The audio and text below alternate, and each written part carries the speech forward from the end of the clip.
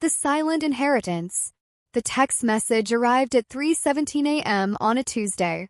That's how I found out my father had died. Dad passed last night. Funeral Friday. Please come. Diane. Diane was my father's second wife. The woman he left my mother for 20 years ago. The woman I hadn't spoken more than 10 words to since I was 14.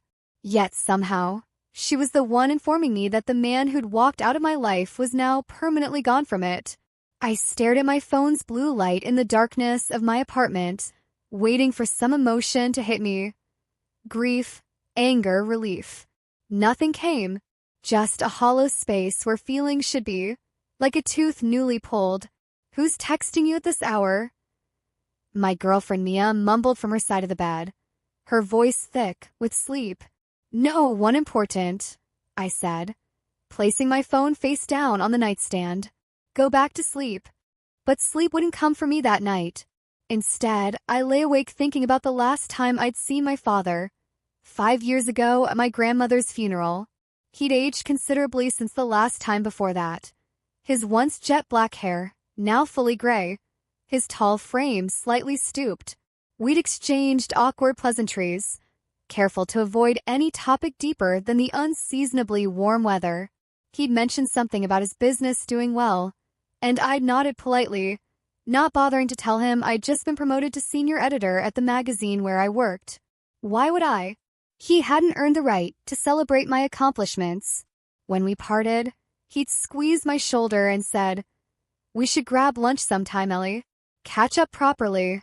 I'd smiled tightly and said, "Sure." We both knew it would never happen, and now it never would. I didn't tell Mia about the text until morning. We were in our usual routine, her making coffee while I toasted bagels.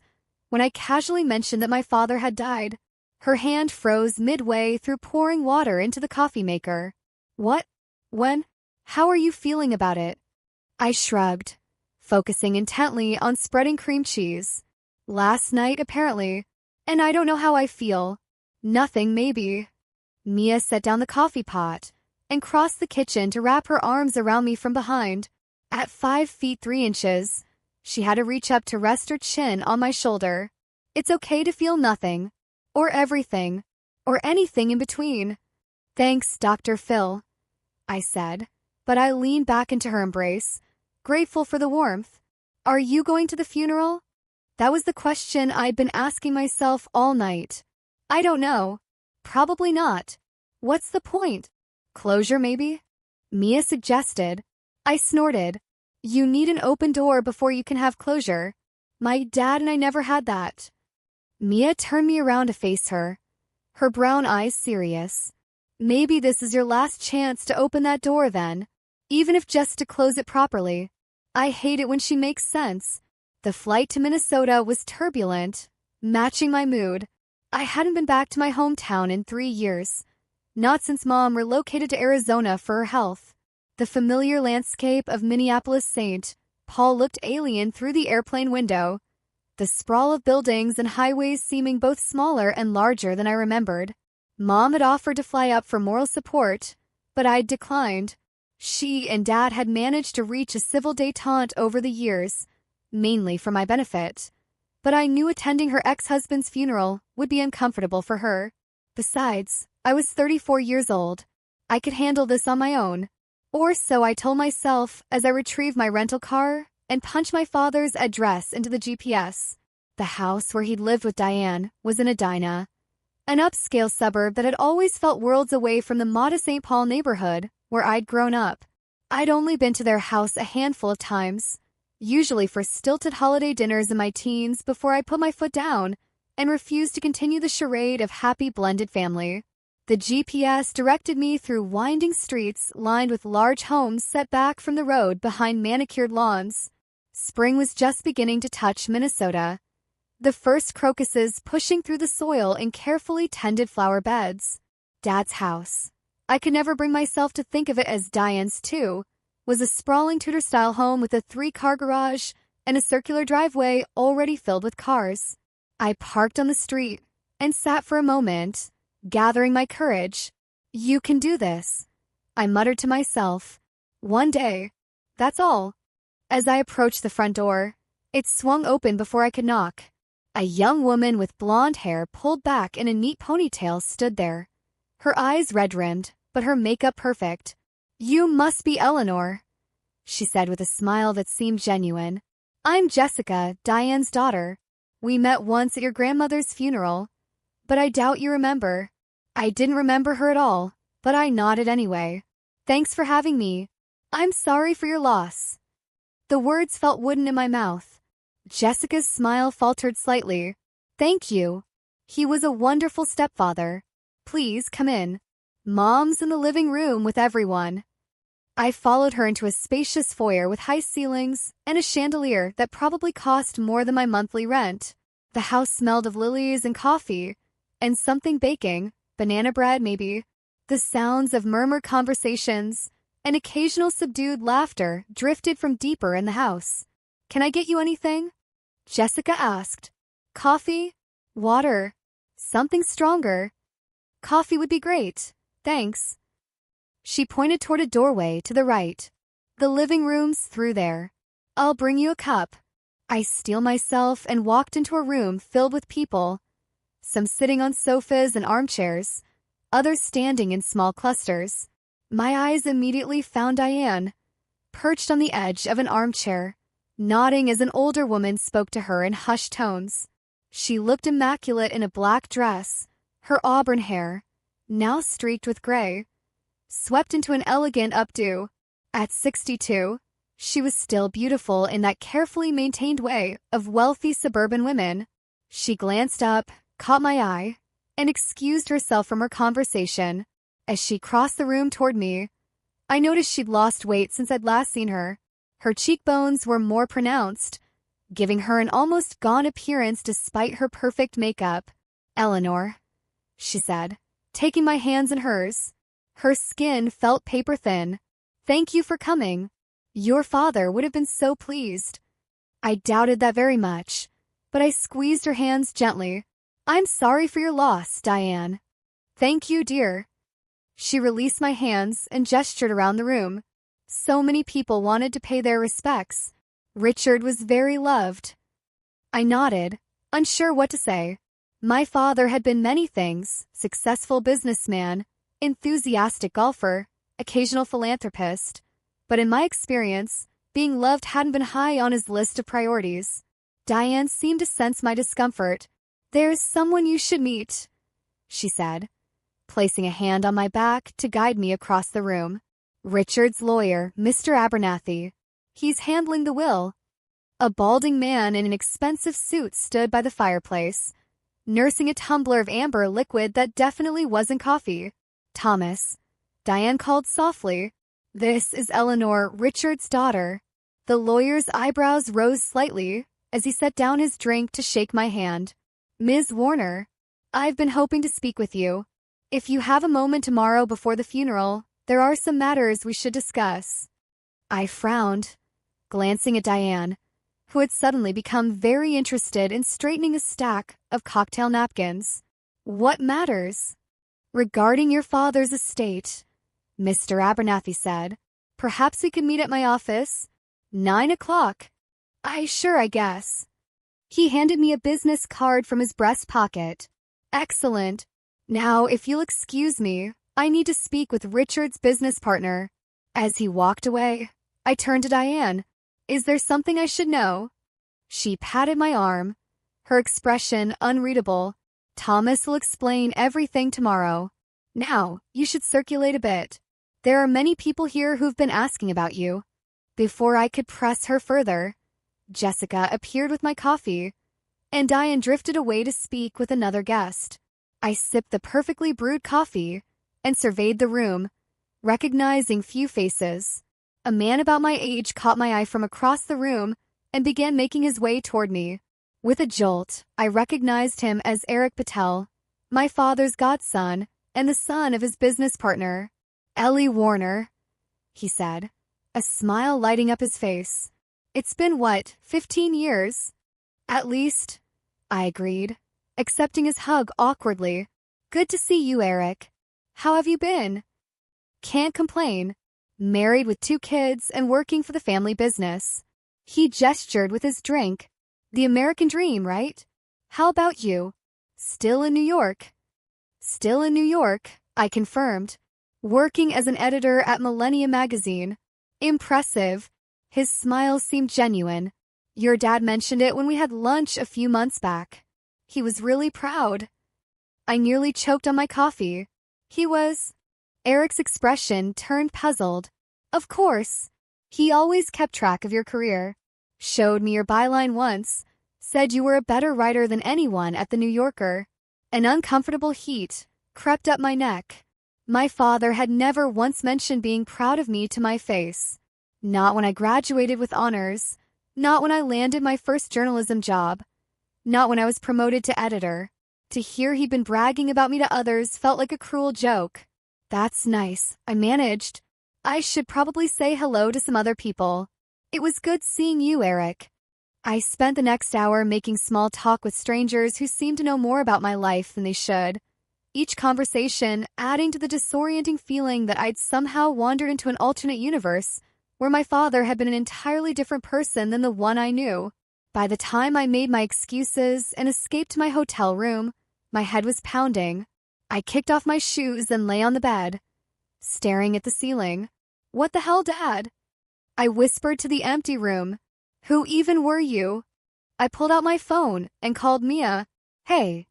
She answered on the second ring. How was it? Weird, I said. Really weird.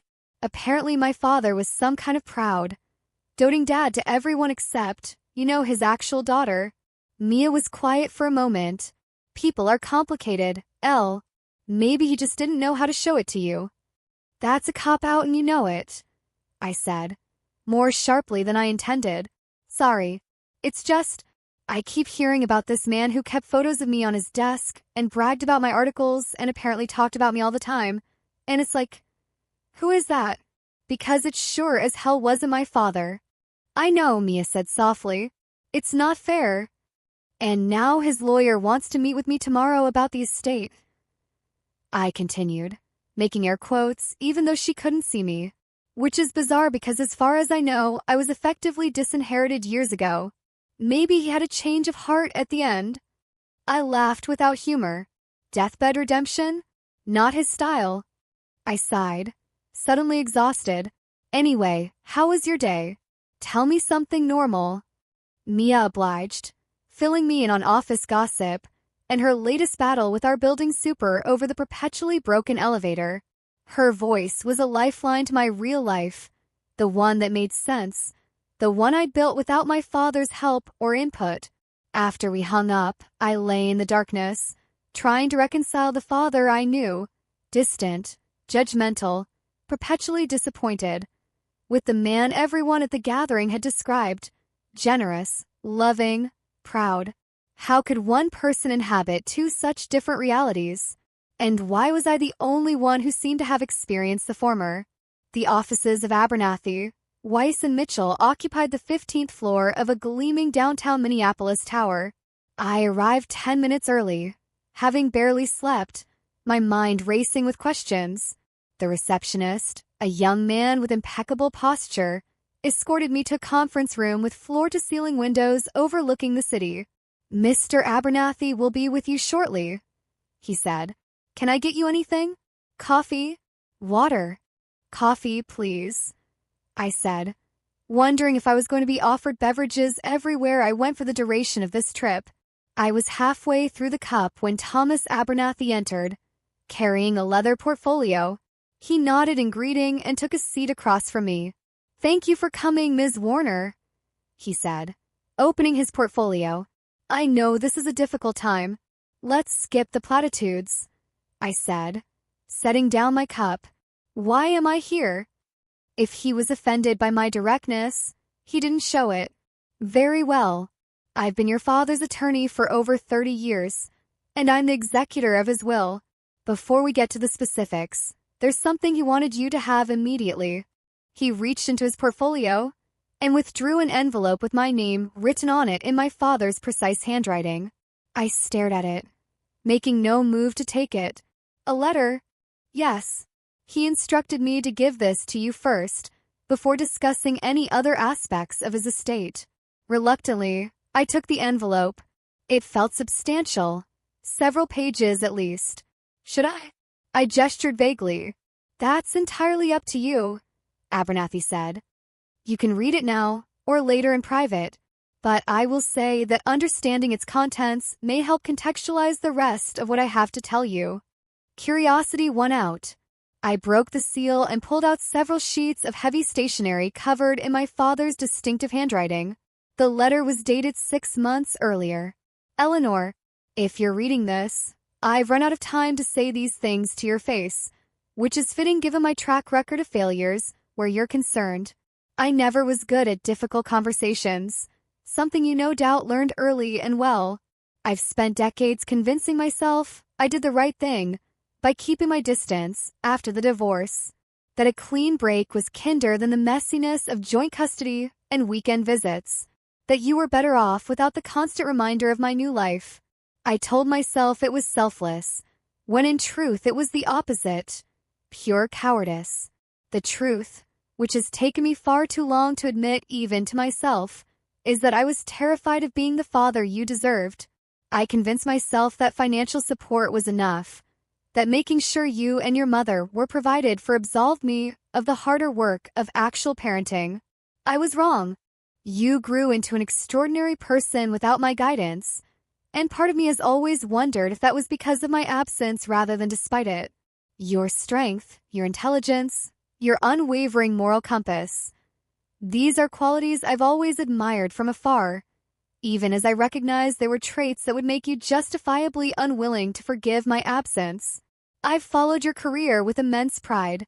I have a subscription to Millennium magazine in my name and another delivered to my office, just so I could have copies of every issue with your work. I've kept every article you've written, even the ones from your college newspaper that I had to special order from their archives. This probably sounds creepy rather than heartwarming, which is a fair assessment of our relationship. There are practical matters addressed in my will that Thomas will explain, but I wanted you to hear this directly from me. My greatest regret in life was not being the father you deserved, not because you needed me. You've proven beyond any doubt that you didn't, but because I missed the privilege of truly knowing my remarkable daughter. If you've read this far, thank you for that small grace. I don't expect or deserve your forgiveness, but I hope this letter might help you understand that my failure as a father was never a reflection of your worth, only of my own inadequacies.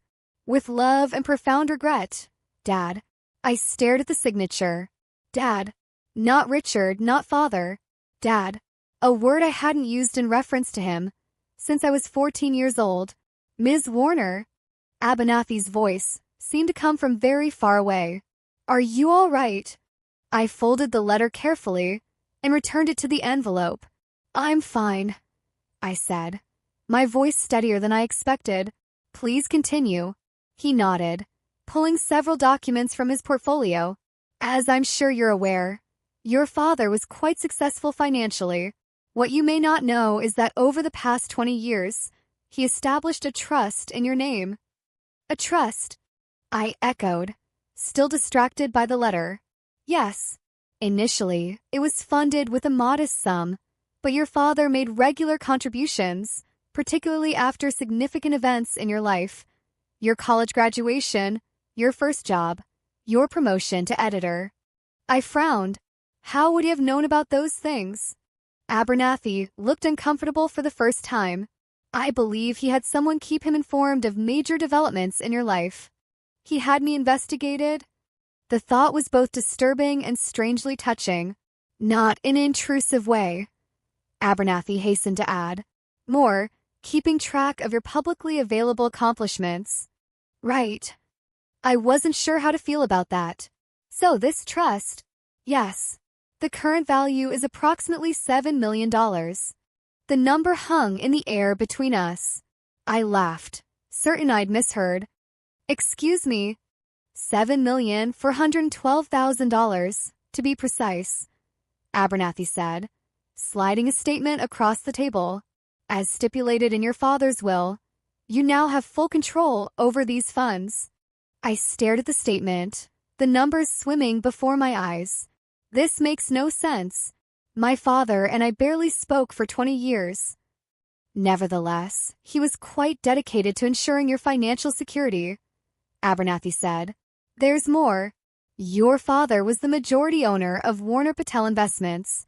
His 60% share of the company is now divided according to his wishes. 20% goes to his wife Diane, 20% his business partner Vikram Patel, and 20% to you. I felt like I'd stepped into someone else's life. He's making me a partial owner of his company. I know nothing about finance. I'm a magazine editor. The day-to-day operations will continue to be managed by Mr. Patel and the executive team, Abernathy explained. But yes, you are now a significant stakeholder, entitled to proportional profits and voting rights on major company decisions. My mind raced. The company was worth tens of millions, if not more. This wasn't just financial security, it was generational wealth. Why? I asked, the question that had been building since I had first walked into the house filled with strangers who seemed to know my father better than I did. Why would he do this? Abernathy's expression softened slightly. I can't speak to your father's motivations with certainty, Ms. Warner. But I've known Richard for 3 decades, and I observe that his difficulty expressing emotions often led him to communicate through actions rather than words. Perhaps this was his way of telling you something he couldn't say directly. I thought of the letter in my purse, the words my father had finally found when death was imminent. Too little, too late. And yet, more than I'd ever expected to receive from him. Is there anything else I should know? I asked. Abernathy hesitated. One more item, though it's somewhat unusual. Your father left you a key. He produced a small brass key from his portfolio. It opens his private study at the house. He specified that the room should remain untouched after his death until you had the opportunity to examine its contents privately. I took the key, turning it over in my palm. Did he say why? He did not elaborate, Abernathy said, only that it was important you see it for yourself. I returned to the house that afternoon, the key burning a hole in my pocket. The bustle of the previous day had been replaced by an eerie quiet. Diane answered the door herself, looking exhausted beneath her perfect makeup. Eleanor, she said, clearly surprised. The funeral isn't until tomorrow. I know.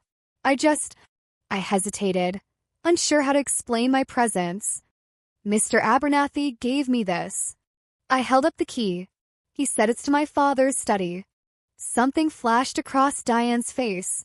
Reluctance, perhaps, or resignation. I see. Of course you should. The study is upstairs, end of the hall on the right. I was just leaving for the funeral home to check on some details. Take all the time you need. She gathered her purse and keys, her movements precise but brittle, like a porcelain figure on the verge of cracking. At the door, she paused. He spent a lot of time in that room, especially these last few years. Sometimes I think he lived more in there than with me. There was no bitterness in her voice, only a deep weariness that made me wonder, for the first time, if Diane had suffered her own form of abandonment. I'm sorry, I said, the words inadequate but sincere. She attempted a smile that didn't reach her eyes. We all make our choices, Eleanor, and then we live with them. After she left, I stood in the foyer for several minutes, gathering my courage. The house felt different without the crowd of mourners, more hollow, somehow, the silence amplifying its vastness. I climbed the curving staircase slowly, my hand trailing along the polished banister. The upstairs hallway was lined with framed photographs. I paused, examining them with growing disbelief. There I was in dozens of photos spanning my entire life. My kindergarten picture with missing front teeth, a middle school orchestra concert, me clutching a violin with solemn concentration, high school graduation, college commencement, photos I had no idea how he'd obtained, me at a literary award ceremony 3 years ago, accepting a plaque for a feature article I'd written, me outside the Millennium offices, caught mid-laugh, completely unaware of the camera. What the hell? I whispered, a chill running down my spine. It was like discovering I had a stalker all these years, except it was my own father. With shaking hands, I continued to the end of the hall. The door to the study was unassuming. Dark wood, no different from the others. The key turned smoothly in the lock, and the door swung open to reveal a spacious room lined with bookshelves and dominated by a large mahogany desk. But it was the walls that made me freeze in the doorway, my breath catching in my throat. Every available inch was covered with me. Framed articles I'd written, awards I'd won, pictures of me at various ages, handwritten notes in my father's precise script analyzing my work, praising turns of phrase or particularly insightful observations, a corkboard covered with clippings of any mention of my name in industry publications or acknowledgments in colleagues' work. In the center of it all, above the desk, was a large framed letter, my first rejection from Millennium magazine, alongside the acceptance letter that came a year later after I'd reapplied with more experience. Someone, presumably my father, had highlighted sentences from the latter. Your analytical voice and distinctive perspective set you apart from other candidates, and we are particularly impressed by your ability to illuminate complex social issues with both clarity and nuance. It was a shrine, not in a morbid sense, but in the way one might meticulously document and celebrate a passion. I was my father's passion, his secret obsession, hidden away in this room where no one, not even his wife, was permitted to fully enter. I sank into the desk chair, overwhelmed. The leather was worn in a way that suggested countless hours spent here. The desk surface was immaculate except for a leather-bound journal placed precisely in the center. I hesitated only briefly before opening it. The first entry was dated 20 years ago, shortly after the divorce. Eleanor started high school today. Martha said she wore the blue sweater I sent for her birthday, though she told her mother I should have known she prefers green now. She's right, I should have known. When did she stop loving blue? When did I stop paying attention to such details? The privilege of knowing these small evolutions is what I sacrificed when I left. I flipped forward several pages. Eleanor won first prize in the state essay contest. Her piece on environmental policy was published in the Minneapolis Star-Tribune. She has her mother's gift for language and clarity of thought. I've arranged for a congratulatory bouquet to be sent from the family, though I doubt she'll imagine I had anything to do with it. Why would she? I haven't earned the right to share in her triumphs. And another, years later, Eleanor was rejected from Millennium today. The letter arrived at her Brooklyn apartment. I'd hoped, but first attempts rarely succeed in such competitive fields. I've made some inquiries about editorial assistant positions at smaller publications where she might build her portfolio. I won't intervene directly. She'd hate that. But perhaps a well-timed job listing forwarded by her college career center. Page after page, year after year, my entire life, observed from a distance by a man who, despite his absence, had never actually left, who had, in his own broken way, remained my father even when I'd stopped being his daughter. The final entry was dated just weeks before his death. The doctor gave me 6 months at most. Somehow, having a deadline makes everything both more urgent and more impossible. I drafted another letter to Eleanor today, explaining everything, then tore it up. What right do I have to disrupt her life now? To burden her with knowledge that can only hurt? Better to finish as I began, watching from afar, providing what silent support I can through the trust, and eventually the inheritance. Abernathy thinks I should tell her everything. Easy for him to say. He doesn't have to see the look in her eyes when she learns the truth. The truth. What truth? What could possibly be worse than the bizarre double life my father had apparently been living for 2 decades? I continued reading, flipping through the final pages of the journal until I reached the last entry, dated just 3 days before his death. I've instructed Abernathy to give Eleanor access to this room after I'm gone. Cowardly, perhaps, to make her piece together the story I couldn't tell her myself, but perhaps Kinder too. This way she can absorb it in privacy, without witnessing my shame. I've lived with this secret for so long that revealing it now feels like tearing off my own skin. But she deserves to know. If nothing else, I owe her that much. The key to the filing cabinet is taped beneath the center drawer of the desk. Everything is there: the original police reports, the letters, the evidence that was never submitted to the court. Enough for her to understand why I left, why I stayed away, why I couldn't be the father she needed even though I desperately wanted to be. I hope someday she might find it in her heart, if not to forgive me, then at least to understand that everything I did, including leaving, was out of love for her. A poor substitute for actually being there, I know, but it was the best I could manage with the impossible choice I faced. If there's any mercy in this world, she'll never have to make such a choice herself. My hands were shaking as I reached under the desk, feeling along the smooth wood until my fingers found a small metal key taped to the underside of the center drawer. The filing cabinet stood in the corner of the room, an unassuming gray metal box that suddenly seemed ominous. The key turned with a metallic click, and the top drawer slid open smoothly. Inside was a single thick file folder labeled simply, Eleanor, the Truth. I lifted it out and returned to the desk, my heart pounding so loudly I could hear it in my ears. For a moment, I considered stopping, closing the folder, locking the room, walking away with the inheritance, and without this knowledge that my father had simultaneously wanted me to have and dreaded sharing. But I'd come too far to turn back now. I opened the folder. The first document was a police report dated 22 years ago, when I was 12 years old. The victim's name had been redacted, but the suspect was clearly listed: Victor Harrington, my mother's brother, my beloved Uncle Vic. I scanned the report with growing horror. Sexual assault, multiple incidents, victim under the age of 14. Beneath it was a handwritten statement in an achingly familiar childish script, my own handwriting from 7th grade, describing in horrific detail what my uncle had done to me on 3 separate occasions when he'd stayed with us during his divorce. A statement I had no memory of ever making. My hands now trembling violently, I continued through the documents.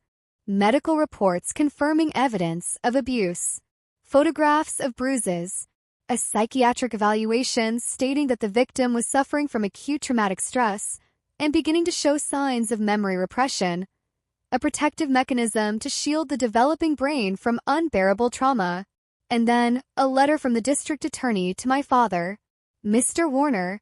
After careful consideration of the evidence and the extreme vulnerability of the victim as a witness, we have determined that proceeding with charges against Victor Harrington would not be in the best interest of the child. The defense attorney has already indicated their intent to aggressively cross-examine the victim, and our psychiatric experts believe this could cause profound additional trauma and potentially permanent psychological damage. We understand this is not the outcome you had hoped for, but we must prioritize your daughter's well-being over the uncertain prospect of conviction. We recommend continuing with the therapy already initiated and focusing on healing rather than legal justice at this time. Sincerely, Margaret Chun, Assistant District Attorney. Attached was my father's furious response, demanding they reconsider, offering to hire private attorneys, threatening to go to the media, and the final, devastating reply from the DA's office. Mr. Warner, your frustration is understandable, but our decision stands. I must caution you that pursuing this matter through alternative legal channels or the media would almost certainly result in public identification of your daughter as a victim of sexual assault. Despite best efforts to maintain her privacy, the defense would have significant latitude to investigate her personal life and character in ways that would be deeply traumatizing. Furthermore, our psychiatric consult has advised that your daughter's memory repression appears to be deepening. Dr. Levinson believes she is subconsciously blocking these events as a survival mechanism, and that forcing her to repeatedly recount them, as would be necessary for any legal proceeding, could potentially cause severe and lasting psychological harm. I strongly urge you to consult with Dr. Levinson about how to proceed in a way that prioritizes your daughter's psychological healing over the understandable desire for justice. Margaret Chun, Assistant District Attorney. The next document made my blood run cold. A printout of an email from my uncle to my father, dated just weeks before my parents' divorce was announced. Richard, I understand your concern, but I think we both know pursuing this any further would devastate this family. Martha's barely holding it together as it is. And can you imagine what this would do to Eleanor if it became public? Kids are cruel, and this would follow her forever. I'm getting help, real help this time. The program in Arizona is exactly what I need, and I've already made arrangements to relocate there permanently. I'll be out of Eleanor's life completely. No holidays, no family gatherings, nothing. She'll never have to see me again. All I'm asking is that you let this go. For Eleanor's sake. She doesn't remember what happened, according to the doctors. Let her keep that blessing of forgetting. Why force her to relive something her mind has already decided to protect her from? If you push this, it won't just be me who suffers. It will be Eleanor who pays the highest price. Is that really what you want? Consider carefully, brother-in-law. Some paths, once taken, can never be undone. Victor. My father's reply was brief. Stay away from my daughter or I will kill you myself. That's not a threat, it's a promise. As for what happens next, I'll do whatever causes Eleanor the least harm. Nothing else matters. The final document in the file was a letter from Dr. Sarah Levinson, child psychologist, dated 1 week before my parents announced their divorce. Dear Mr. Warner, after our consultation yesterday, I've given considerable thought to the impossible situation you're facing. While I cannot and would not presume to tell you what decision to make regarding your marriage, I do feel professionally obligated to share my clinical assessment of the options as they relate to Eleanor's psychological well-being. The complete memory repression Eleanor has developed is, while concerning, actually a sophisticated coping mechanism that is allowing her to function normally in her day-to-day life. Her mind has created a protective barrier between her conscious awareness and the traumatic events, effectively allowing her to continue her development without the burden of that trauma. There are 2 potential paths forward. 1. Therapeutic intervention aimed at helping her process these memories. This would mean deliberately bringing the traumatic events back into her conscious awareness through specialized therapy. While this approach has merits for long-term healing, it carries significant risks of re-traumatization, especially given the lack of legal resolution and the continued presence of the perpetrator within the extended family structure. 2. Allowing the memory repression to remain intact while ensuring her safety through other means. This would require completely removing the perpetrator from her life and creating an environment where she never needs to encounter him again. It would also require vigilant attention to any signs that memories are beginning to surface naturally, at which point immediate therapeutic intervention would be necessary. I'll continue the story directly from where it left off. Asterisk, you've expressed concern that remaining in your marriage would make option 2 impossible, as your wife is unwilling to completely cut ties with her brother, despite the evidence you've presented. Her emotional response, denial, minimization, and anger directed at the messenger rather than the perpetrator, while deeply troubling, is unfortunately not uncommon in these situations. Family systems often resist acknowledging abuse, particularly when perpetrated by a member of that system. If you choose to end your marriage as a means of protecting Eleanor, I must caution you that explaining your true reasons to her could potentially break through her memory repression prematurely and without proper therapeutic support.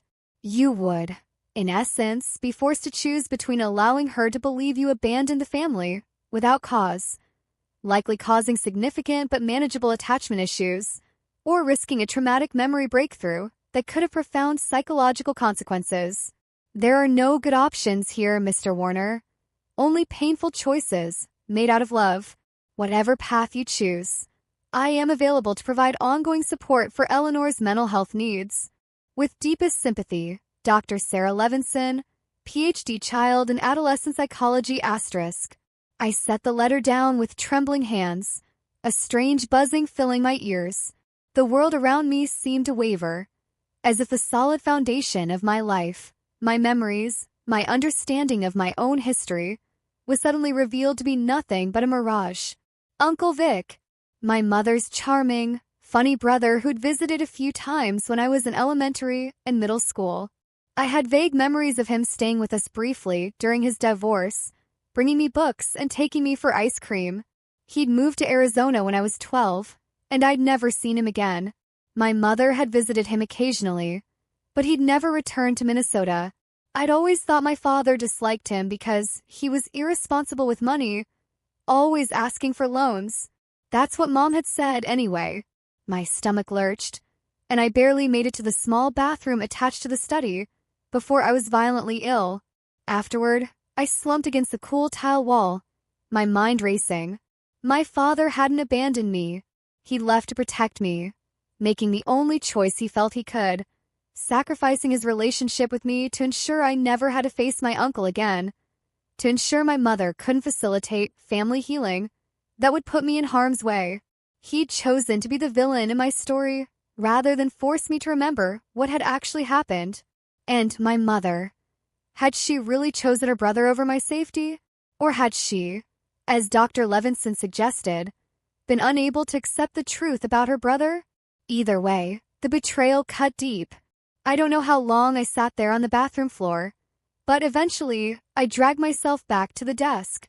I carefully replaced all the documents in the folder, returned it to the filing cabinet, and locked it. Then I sat back in my father's chair, surrounded by the evidence of his decades-long vigil, his silent guardianship. My phone buzzed with a text from Mia. "How are you doing? Worried about you." How was I doing? I had no idea how to answer that. My entire life narrative had just been completely rewritten. The father I'd resented for 20 years had sacrificed everything, including my love, to protect me from both my abuser and from my own memories. I typed back, still processing, "Call you tonight." Rising on unsteady legs, I took one last look around the study, at the careful documentation of my life, the evidence of a love so profound it had chosen my well-being over its own expression, a love that had been content to watch from a distance, asking nothing in return except the knowledge that I was safe and thriving. As I locked the study door behind me, I realized I was crying. Not the explosive sobs I might have expected, but silent tears sliding down my face in a steady stream. Grief for the father I'd never really known, for the relationship we might have had in another world with different choices. Grief for the young girl I'd been, protected from her own history by her father's sacrifice and her mind's defense mechanisms. I made my way back downstairs just as Diane returned, looking exhausted. "Eleanor," she said, her voice tentative, "did you find what you were looking for?" I studied her face, wondering how much she knew. "Did he tell you? About why he left my mother? About why he stayed away from me?" Her eyes filled with tears. "Not at first. We'd been married nearly 5 years when he finally told me. He worried constantly about you, Eleanor. Every time your mother mentioned her brother might be visiting, Richard would find a way to make sure you were away at camp or staying with friends. He had a private investigator make sure your uncle remained in Arizona. He lived in fear that someday you'd remember, and he wouldn't be there to help you through it. Why didn't he fight for custody?" The question that had haunted me for years. "The lawyers advised against it," she said, her voice gentle. A custody battle would have meant psychological evaluations, possibly bringing up the abuse allegations.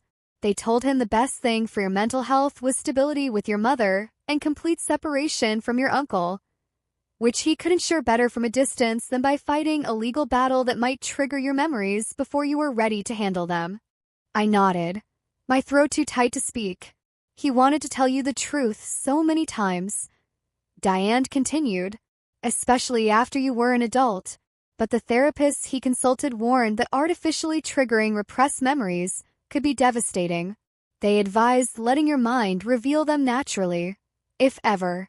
He lived in fear of causing you more harm." "And my mother, did she really choose her brother over me?" The question hurt to ask. Diane hesitated.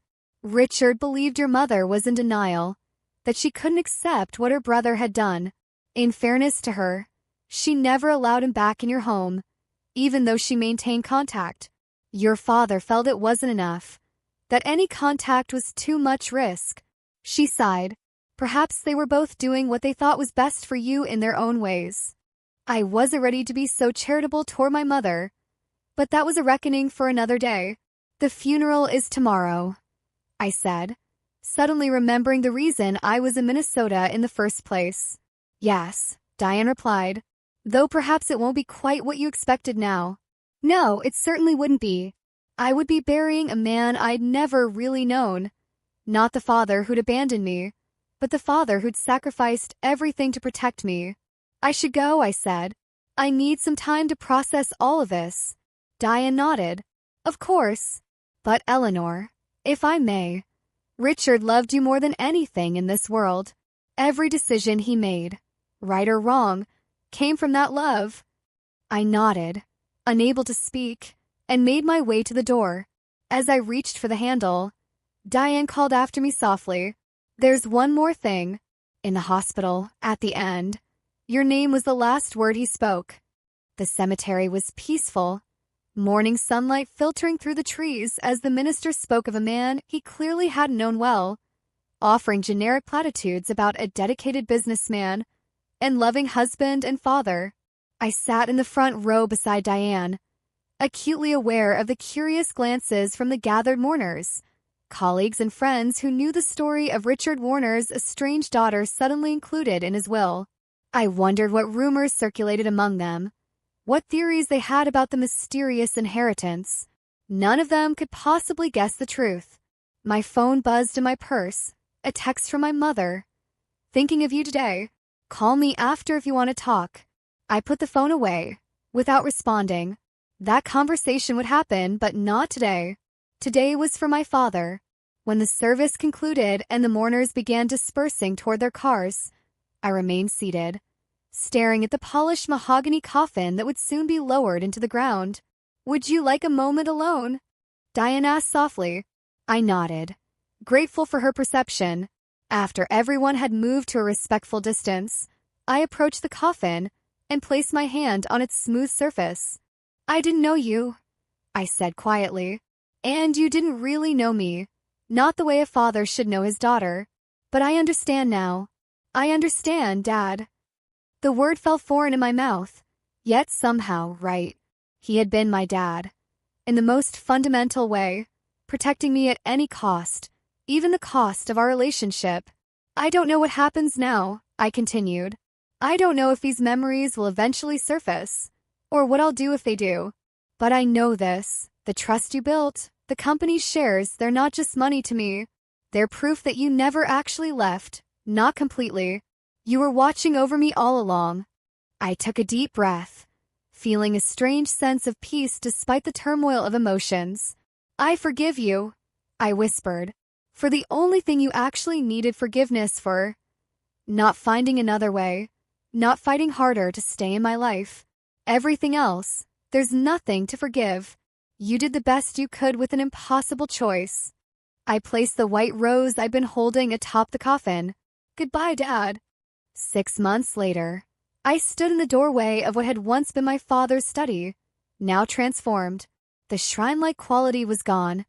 The obsessive documentation of my life replaced with a more balanced representation. Select photos and mementos shared with framed pictures of my father, Diane, and me from the few occasions we'd been together.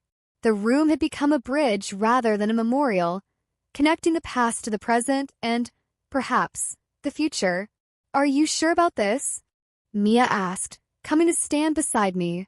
We can still back out. The magazine would take you back in a heartbeat. I smiled, leaning into her familiar warmth. I'm sure. Some inheritances are more than money. In the months since my father's funeral, my life had transformed in ways I never could have imagined.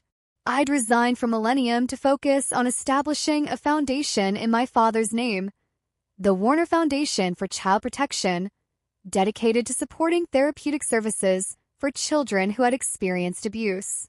I'd had difficult conversations with my mother, confronting her with the evidence my father had preserved. Her denial had finally crumbled in the face of the documentation, leading to her own painful reckoning and, eventually, a severing of her relationship with her brother.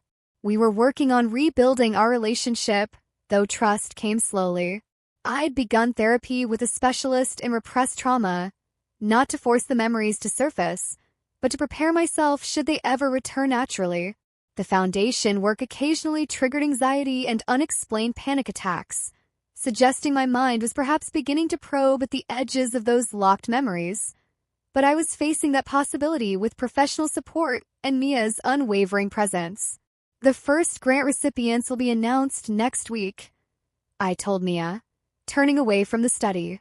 10 organizations across the country providing trauma-informed therapy for children. Your father would be proud, she said, squeezing my hand. I think he would be. I smiled.